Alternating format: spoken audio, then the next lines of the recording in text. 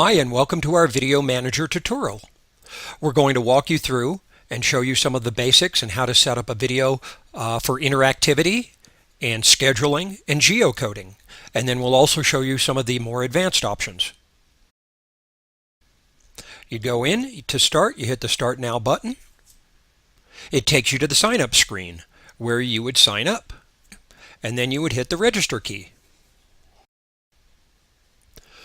Once you have registered, a window will pop up and tell you that your account has been created, and please check your email for the activation link.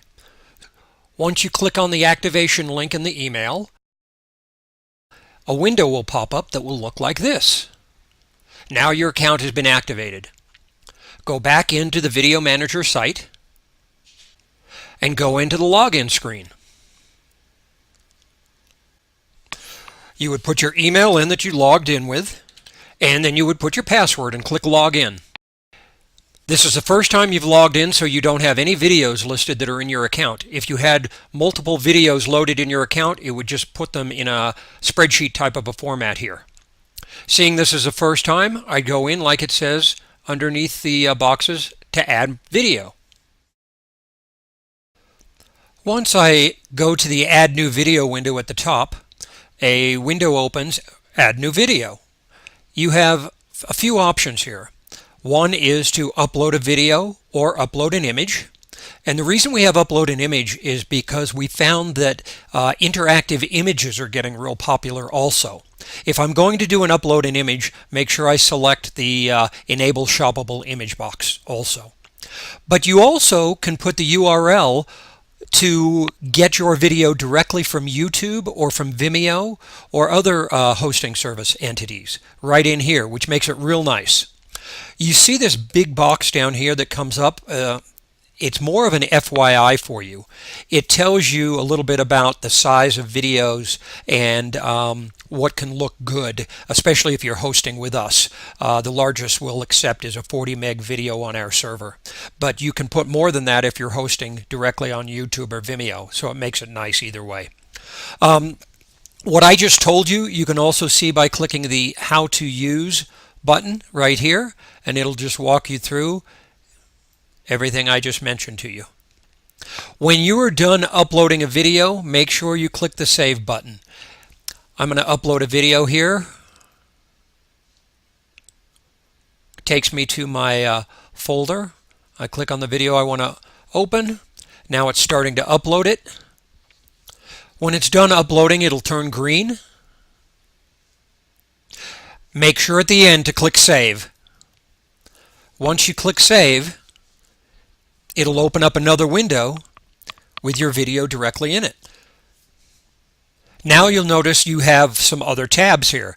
Description, interactive links, player control, schedule, geocoding, analytics, and get code. And we're going to go into each of these. So let's start with the description. I hit description. I scroll down. And on any of these, I can click the How to Use button, and it'll walk me through everything I'm going to talk to you about right now. Name of the video goes right there, whatever you want to call it. I'm just going to call this Test Sample. Here under the description is where you can put in all your meta tag information for SEO searches and whatnot. And just make sure you separate it by commas. Width of the video, and it talks about that a little bit. Height. I can even upload an image over the URL specific area, and it would make it clickable. And I would put the URL that I wanted to go to and the size of the image. Buffer. I recommend putting in a buffer. When you put the code onto your site, it helps in loading the site before it tries to load the video. So I always like to put in at least a 1-second buffer. That's all. With a basic setup, I just usually give it title, description. The width and height will be calculated by the video itself, and then I just put in a buffer here, and then I just hit save. And that's all for the description. Welcome to our basic interactive section. Okay. When you click on the Interactive Links tab, you'll notice that your video appears in the top area here. It's darkened out because you can't click the play or stop button within the video itself. We have it down here in our advanced time option, and I can close this or open it, and I'm just going to scroll down so you can see the screen a little bit. If I want to create a clickable hotspot, it's this easy. All I do is go play video. I can go pause where I want to create a hotspot. Well, in this particular video, it has these boxes that appear. I want to make this application clickable. I have two options. I can make my clickable area a rectangle or circle. In this case, I want it to be a rectangle. So I just click on my left mouse button, drag it to be the size of that area that I want to be clickable. Once I get it set, I just go click to add overlay. When I click to add overlay, you'll notice that this points area that is set to 0 right now, it'll change because it put in the exact location within the video that I want to be clickable. And all I do here is put in the URL that I want it to go to. Make sure you put in the HTTP. In this case, http://www, and I'm just going to use CNN as a sample. You'll see here it's got a time. I can make that hotspot active through the video, and it knows that the video, how many seconds it is. It's just over 116 seconds long. So I can tell it to be active from 6 seconds to 38 seconds or wherever I want. In this case, I'm going to go make it active from about 5 seconds. And a good way to do it that I found is play the video and stop it where you want it to, that clickable hotspot to end. So I'm going to go play. Boom. It ended, that box went away at about 8 seconds. So now all I do is I come down here and I want the end time of that clickable area to be about 8 seconds. And that's it. So it's saying start at 5 seconds, end at 8 seconds. You'll also notice that there's a box here that says click here for voice recognition. I'll talk about that in the more advanced features, but this is just a quick how to do the basic interactive clickable hotspots over the top of your video and how easy it is. Once I get that set, I just go save overlay, and it saved it. You'll notice there's also a little button here that says not a link. Well, not only can you make the clickable hotspots when somebody clicks on it go to a URL, an outside URL, so somebody could see another video, they could fill out a form, they could do almost anything, but I could have it not be a URL and go to a position within the video itself. So that's what I would do with this. I would just say not a link, and in the advanced area, which I'll go through in a little bit, you can set up going to a position, a time spot within the video. Why would you want something like that? Well, I could have a video come up and I could give the viewer 3 choices. Pick your ending of the video. And if they click number 1, it would go to play at a certain time within that video. If they clicked number 3, it would go to play for a different time. And so you could have multiple endings and multiple options that way. You'll notice the notes field here. It's always good to put what the hotspot is for. This is nothing except for your own knowledge, because if you get 20 or 30 hotspots, you're not going to remember what each of them are for potentially, and so it's just good to have a little notes field here, and that's what it is. Also, we have it set so you can say open on a single click or a double click. Macs like single clicks, PCs like double clicks. And I'll go into the advanced options here in the next section. And that's it. Okay, let's talk about some of the advanced options. You'll notice that I'm in the same video screen that I was in before under the Interactive Links tab. There's an Advanced Options button right here, and this is If I'm clicking on this, it's specifically the advanced options for this particular hotspot. In this case, we've only created one hotspot, this area right here. So I'll go and I'll click on that and it will open up. Overlay color and opacity options. If I click on this, you'll see that the default is a red faded box. That's why the clickable area here is red. But I can make that the opacity dark, or I can take it away 100% so that there's no color that comes up, but you know it's a clickable area. So totally your choice. And I could change colors. If I wanted it to be green, I just go OK, and now it's green. I'm going to go back, and after I change everything, make sure you save the overlays for it to take effect. Area scroll, image and time point options. Display an area scrolled. Display image on area scrolled. So instead of this green box, I could actually have an image that would pop up, and I could upload the image from wherever I have it. I'm not going to do it, but that's how you do it. And same thing, opacity, always show the image or only when they scrolled over that clickable area. This can be good also for company watermarks and things like that. Go to a time point within the video on area clicked.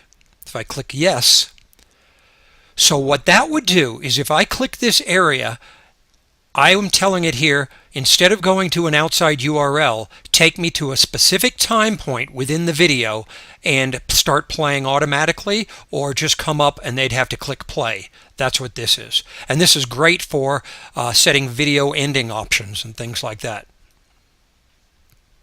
Text input. Enable text input. I could enter text right here, and I could have text appear that's clickable. Enable transparent background, fonts, bold, all of these things.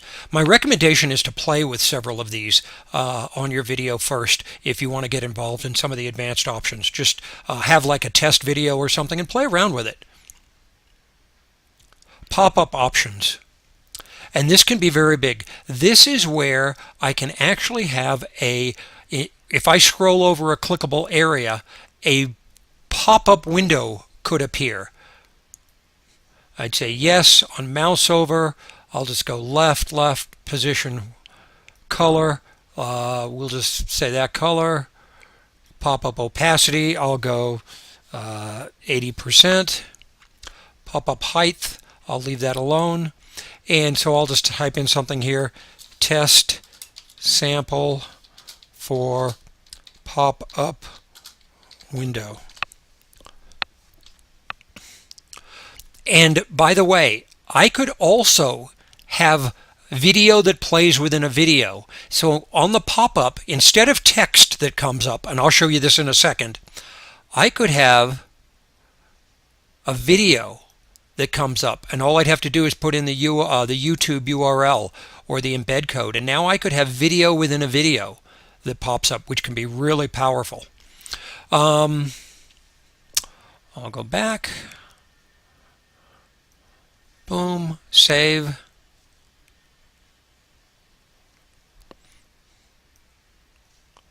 You see how that window, it pops up with what I put in it.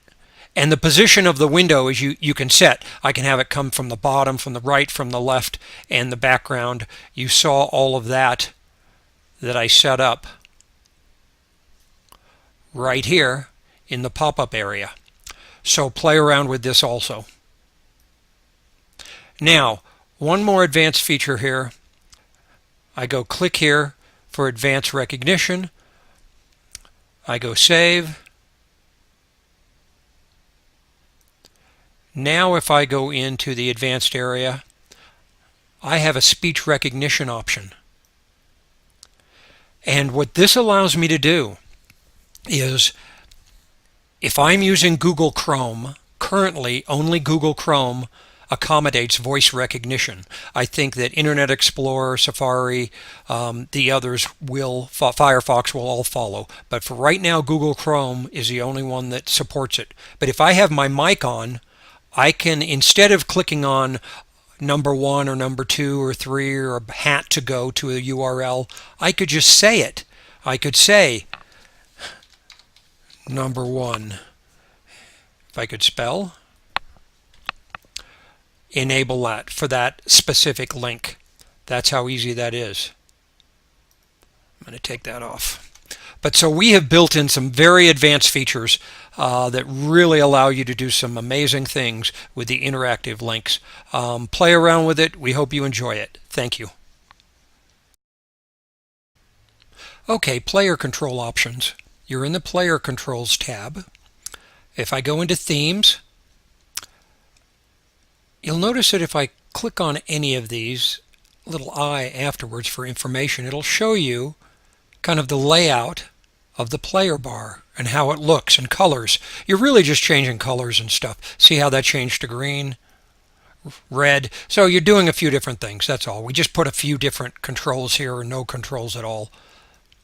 Button, that's all that is. Okay, under the player control option here, we have this feature called Enable Marker.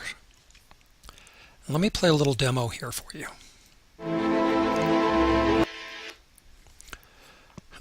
Really, all we're doing, we're putting these little red markers on the play bar, and it's almost like an index.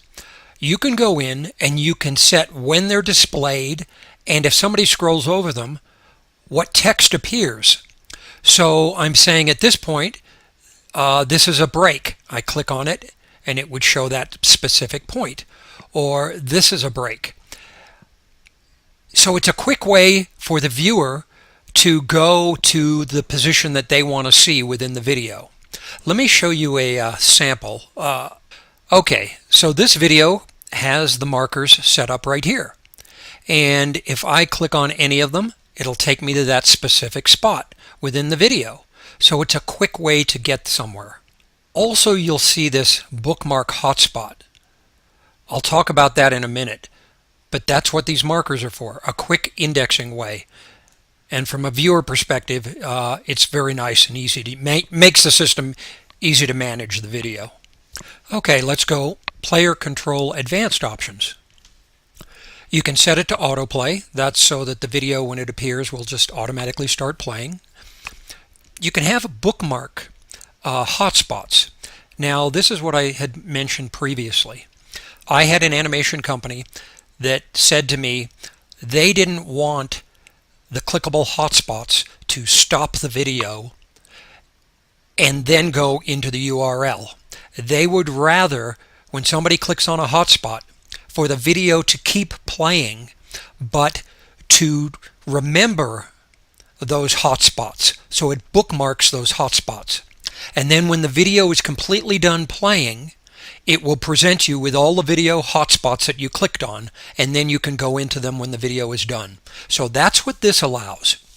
Let me give you an example. Okay, so here's a video that's playing, and you'll notice it has this bookmark hotspot box. And if I scroll over it, it says, by checking this box, you'll be able to select any clickable hotspot for viewing the video when the video completes. So it's telling you what it's for. So what happens is, right now, if I click on a hotspot, it would take me to that URL instantly. However, if I click bookmark the hotspots, now when I click on it, it just says hotspot bookmarked. So I'll move further down. I'll click on a few different hotspots. So it didn't instantly take me to see those areas that I had marked as interactive. Now when the video's done playing,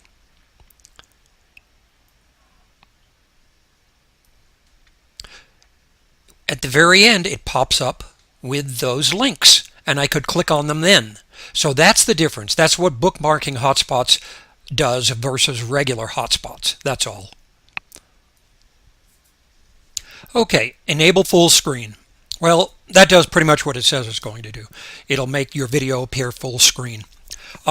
We don't recommend using that for the interactive links options because those positions are set based on the size of your video, and when you make it full screen, now everything's shifted and changed. The reason that we have enable full screen is for the scheduling and the geocode options that I'll get into in a minute. Enable video play loop does just what it says. If I have this selected, the video, when it reaches the end, it'll automatically go to the beginning and continue to play in a loop. Sometimes there's some uses for that. That's all. The enable closed captioning option, if I click on it, I can upload a VTT file, which is a traditional file that they use in closed captioning for television and other uses, and I could position it where I want. Or one thing that I find very usable is advanced closed captioning, which allows me to create my own and change the font and put it anywhere. Test message. When do I want it to start and end again? I go save.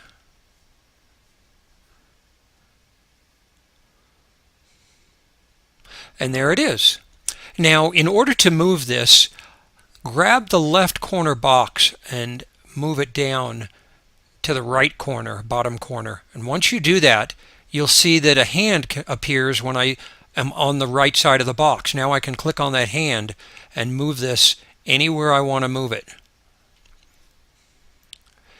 You can see it's in yellow and not very easy to read right there. So all I have to do is go to my advanced options, overlay, color. I go OK. That set the background of the box. And again, I can change that to any size I want. I go back, text input options.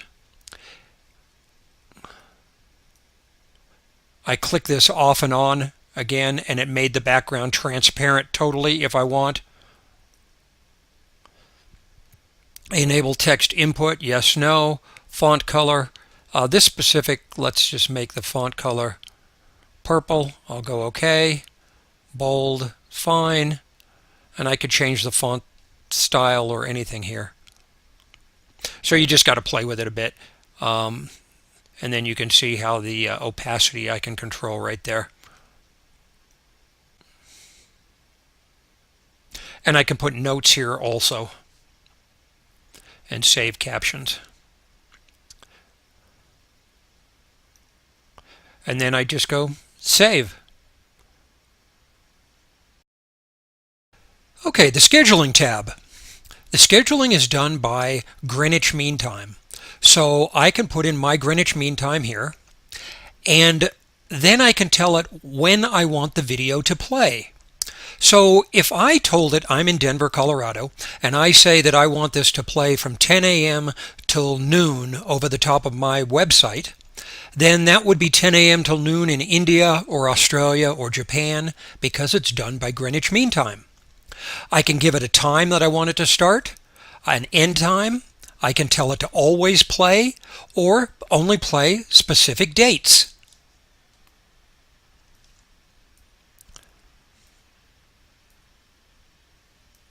Start, stop. Do I want it to play every day or just on Monday, Tuesday, Wednesday? Also repeat.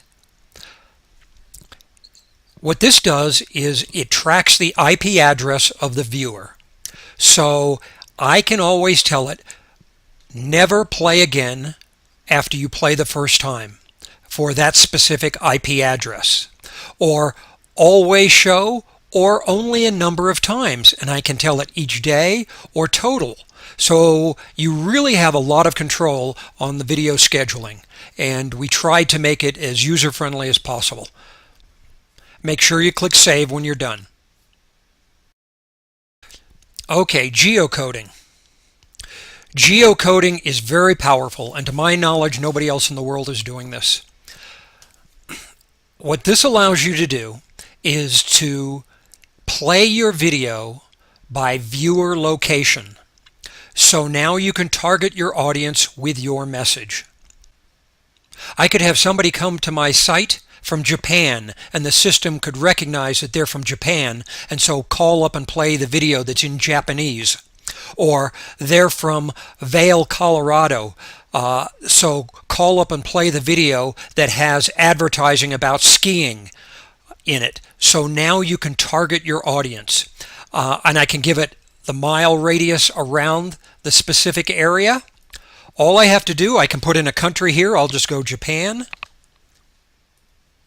Or I can put in a zip code, Denver, Colorado, and tell it roughly the area I want to play around that zip code. Now let's talk about geocoding for a second. It's not 100% accurate. If I want to play by a country, then I'm probably going to be 95% plus accurate.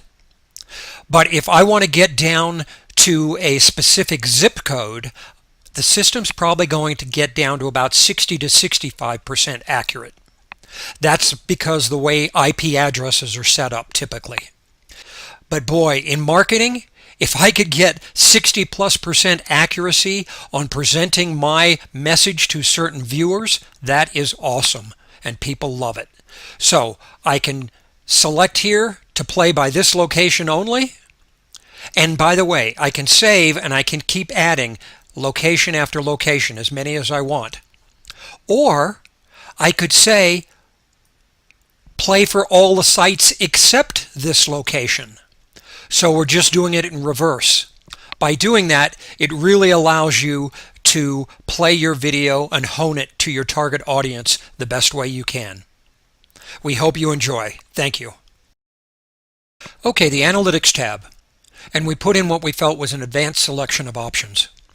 And you can download the viewer or the overall stats, and these will automatically start filling out once your video is live, and once, if I go to the Get Code tab, and I'll go into more of this in a second, but we've got an option here that says Enable Analytics.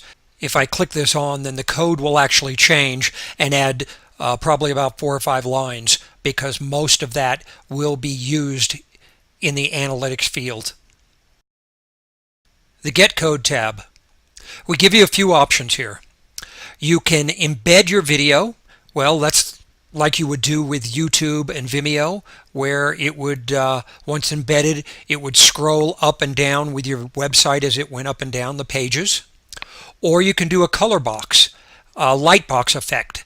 That's where the video would be more in the center of the screen. No matter how big your screen is, it would fade everything behind it down in the opacity level, and then the video would appear in the center of the screen. Or what I like to use is the overlay. The overlay option gives you 2 methods for overlaying over the screen. You can do pixels, and it's done from the top left corner or from the left edge. Or I can do percentage for either. And I feel that percentage works better, because if I'm doing pixels, it may look good where it's positioned on my monitor, but now somebody has a larger monitor or a smaller monitor, and it's not positioned over the website as well because their website is set to be centered on their monitor, and it's different from yours. But if I go percentage, now I can go 20% or 30% or whatever. That percentage will adjust for the size of their monitor. So my recommendation is to use the percentage if you're doing the overlays. You can show a border around your screen or not. Here is the code right here, what I'm highlighting, this green area. Here's an example.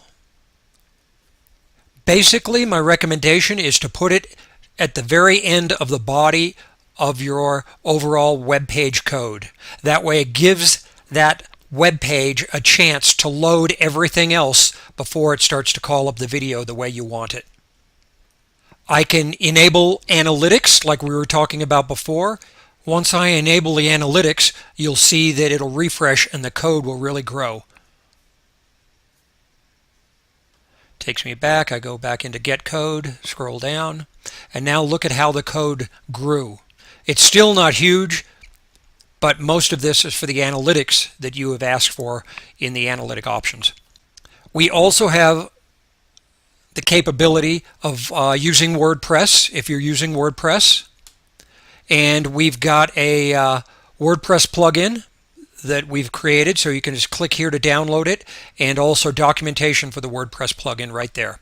So feel free to grab all of that.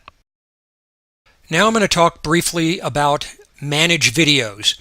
After you have created your video and given it clickable areas, made it interactive or scheduling or geocoding, when you go back into your website the next time, it's going to have your videos. So when I go back into manage videos, it'll come up with a screen like this, or as many lines and as many videos as I have, it'll show. In order for me to work on one of the videos, all I have to do is come here and click on the pencil that says update.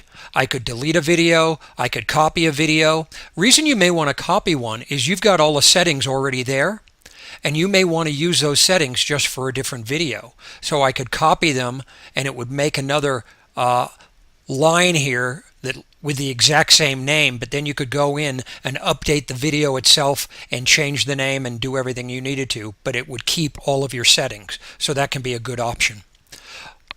But all I've got to do if I want to work on this video is I just click this update option, and there's the video, and now I can work on it on any of the tabs that I wanted to, and when I'm done, just go ahead and save them.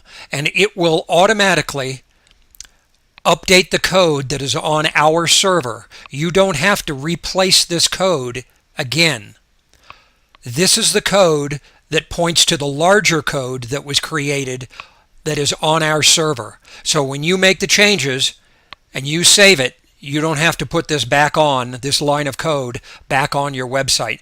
So it saves you doing that step or having your web designer do that step. I hope that makes sense. We've tried to make this the best that we can. We'd love to hear your input. Please feel free to contact us. Thank you.